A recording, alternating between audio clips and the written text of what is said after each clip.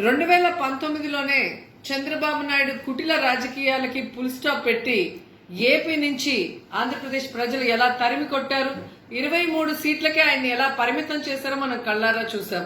And Chittoor జిల్లాలో మరి ఒక్క నియోజకవర్గంలో అది చంద్రబాబు నాయుడు మాత్రమే ఎమ్మెల్యేగా గెలిచి మరి ఏ విధంగా టీడీపీ నాయకుల్ని ఓడగొట్టారో మనం చూసాం. కానీ ఇప్పుడు కుప్పంలో జరిగిన పంచాయతీ ఎలక్షన్స్ తో కుప్పం నుంచి కూడా కుప్పం ప్రజలు చంద్రబాబు నాయుడిని తరిమి కొట్టారు అంటే ఈరోజు జగన్మోహన్ రెడ్డి గారి సుపరిపాలన ప్రజలకి హృదయానికి ఎంత హత్తుకుపోయిందో మనం అర్థం చేసుకోవాలి.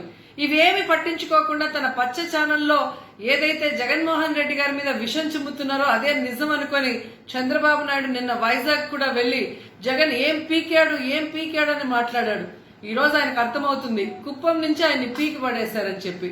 ఇప్పటికైనా ఆయన పెద్దరికాన్ని కాపాడుకుంటూ జగన్మోహన్ రెడ్డి గారు చేసే సంక్షేమ పరిపాలనకి మద్దతు ఇస్తే ఆయన గౌరవం నిలబడుతుంది. కానీ ఈ విధంగా పిచ్చి మాటలతో జూమ్ కెమెరాల్లో జూమ్ డాన్స్లు వేసుకుంటూ తన పచ్చ ఛానల్లో దిగజారుడు రాజకీయాలు చేస్తే భవిష్యత్తులో ఆ 23 సీట్లు కూడా ఒక సీటుకే పరిమితం అవుతుందని కూడా ఆయన తెలియజేసుకుంటున్నా.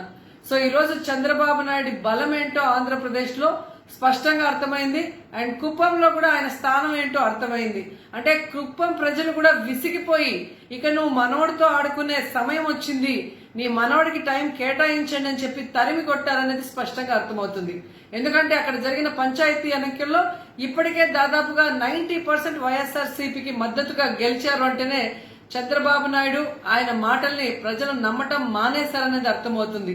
సో ఇకనైనా తెలుగుదేశం పార్టీని భూస్థాపితం చేయడానికి ప్రజలు సిద్ధంగా ఉన్నారన్న విషయాన్ని తెలుసుకుని తన గౌరవాన్ని కాపాడుకొని తన నోరుని అదుపులో పెట్టుకుంటే చంద్రబాబు నాయుడికి గౌరవం దక్కుతుంది.